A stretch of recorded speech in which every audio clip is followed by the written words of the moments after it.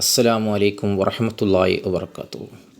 ഇന്ന് ഞാൻ പറയാൻ പോകുന്ന വിഷയം, ഒരു വിശ്വാസി ഈ ഭൂമിയിൽ നിന്ന് മരണമടയുമ്പോൾ ഭൂമിക്ക് സംഭവിക്കുന്നത് എന്താണ്? ആകാശഭൂമികളുടെ അനുശോചനം. വിശ്വാസിയായ മനുഷ്യൻ മരണമടഞ്ഞാൽ ഭൂമിയും ആകാശവും കരയുകയും ദുഃഖിക്കുകയും ചെയ്യും. എന്തുകൊണ്ടെന്നാൽ ആകാശഭൂമികൾക്കിടയിൽ സത്യവും നീതിയും നിലനിർത്തുകയും അള്ളാഹുവിനെ മാത്രം ആരാധിക്കുകയും ചെയ്യുന്നത് വിശ്വാസികളാണ്. നേരെമറിച്ച് അവിശ്വാസികൾ അള്ളാഹുവിനെ ആരാധിക്കുന്നില്ല, സത്യവും നീതിയും ധർമ്മവും നിലനിർത്തുന്നില്ല. അതുകൊണ്ട് അവിശ്വാസി മരിച്ചാൽ ആകാശങ്ങളോ ഭൂമിയോ കരയുകയില്ല. ഞാൻ പറയാൻ പോകുന്ന ഹദീസുകളൊന്ന് ശ്രദ്ധിക്കുക, ഒന്ന് കേൾക്കുക.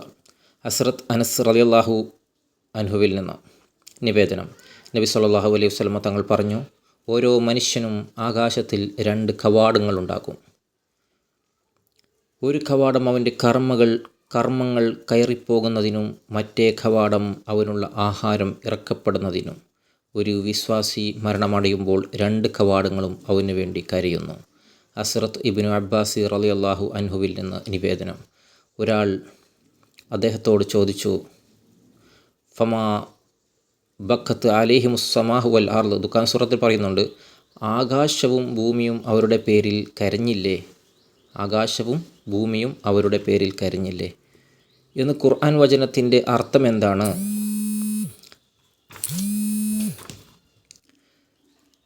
അർത്ഥം എന്താണെന്ന് ചോദിച്ചു. ആകാശങ്ങളും ഭൂമിയും ആരുടെ പേരിലാണ് കരയുക?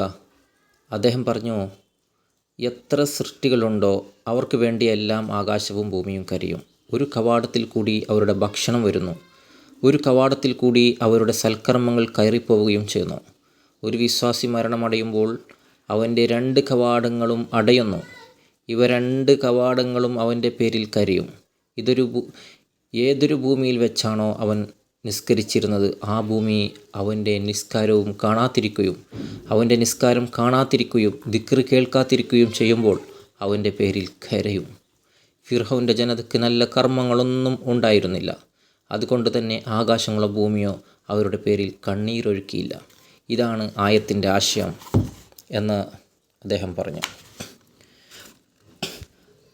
എന്ന് അദ്ദേഹം റിപ്പോർട്ട് ഇബ്നു ജരീർ തൻ്റെ തഫ്സീറിൽ രേഖപ്പെടുത്തിയിട്ടുണ്ട് ഈ കാര്യങ്ങൾ. ഷുറൈഹ് അൽറമയിൽ നിന്നും നിവേദനം. നബി സല്ലല്ലാഹു അലൈഹി വസല്ലമ തങ്ങൾ പറഞ്ഞു, ഒരു മുഅ്മിൻ യാത്രയിൽ മരിക്കുകയും അവൻ്റെ പേരിൽ കരയാൻ ആരും ഇല്ലാതെ വരികയും ചെയ്താൽ ആകാശങ്ങളും ഭൂമിയും അവൻ്റെ പേരിൽ കരയും. എന്നിട്ട് നബി സല്ലല്ലാഹു അലൈഹി വസല്ലമ ഈ ആയത്ത്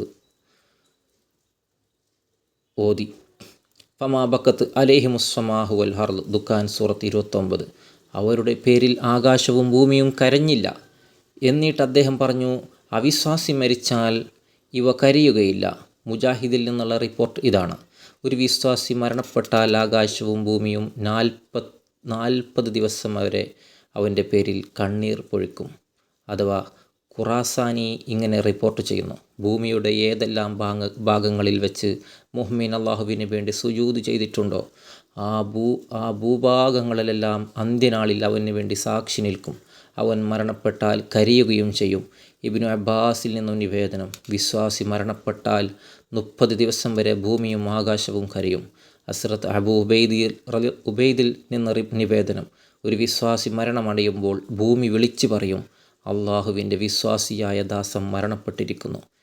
പിന്നെ ഭൂമിയും ആകാശവും ചേർന്ന് കരയും. അള്ളാഹു ചോദിക്കും, നിങ്ങൾ 2 പേരും എന്തിനാണ് നമ്മുടെ ദാസൻ്റെ പേരിൽ കരയുന്നത്? അവ പറയും, ഈ ദാസൻ കടന്നു പോകുന്നിടത്തെല്ലാം അള്ളാഹുവിനെ ഓർക്കാറുണ്ടായിരുന്നു. മുഹമ്മദ് ബിൻ ഖൈസ് റളിയല്ലാഹു അൻഹുവിൽ നിന്ന് നിവേദനം. ഇവ 2 വിശ്വാസിയുടെ പേരിൽ കരയുമ്പോൾ ആകാശം പറയും, ഈ ദാസൻ്റെ പക്കൽ നിന്നും എന്നിൽ കൂടിയാണ് സൽക്കർമ്മങ്ങൾ ഉയർത്തപ്പെട്ടിരുന്നത്. ഭൂമി പറയും, ഈ വ്യക്തി എൻ്റെ മേലെ വെച്ച് എപ്പോഴും സൽക്കർമ്മങ്ങൾ ചെയ്തിരുന്നു. അതാവും സുഫിയാനും ഹസനും പറയുന്നു, ആകാശത്തീരങ്ങൾ കാണുന്ന ചുവപ്പ് നിറം അതിൻ്റെ കരച്ചിലിൻ്റെ അടയാളമാണ്. ഹസൻ റളിയല്ലാഹു അൻഹുവിൽ നിന്ന് നിവേദനം, അള്ളാഹു ഒരു വിശ്വാസിയുടെ റൂഹ് യാത്രയിൽ പിടിക്കുകയാണെങ്കിൽ അവനോടുള്ള അനുതാപം കാരണം അവനെ ശിക്ഷിക്കുകയില്ല. മാത്രമല്ല മലക്കുകളോട് ഇങ്ങനെ പറയുകയും ചെയ്യും, അവൻ്റെ പേരിൽ കരയാൻ ആരുമില്ലേ, അതുകൊണ്ടാ നിങ്ങൾ കരയുക. ഇതാണ് ഒരു വിശ്വാസി മരിക്കുമ്പോൾ ഉണ്ടാകുന്ന അവസ്ഥ. അപ്പം അതുകൊണ്ട് നമ്മൾ ഈ ഭൂമി ലോകത്ത് ജീവിക്കുന്ന സമയത്ത് നമ്മൾ നല്ലവണ്ണം സൽക്കർമ്മങ്ങൾ അധികരിപ്പിക്കണം. ഭൂമി നമുക്ക് വേണ്ടി കരയണം, ആകാശം നമുക്ക് വേണ്ടി കരയണം.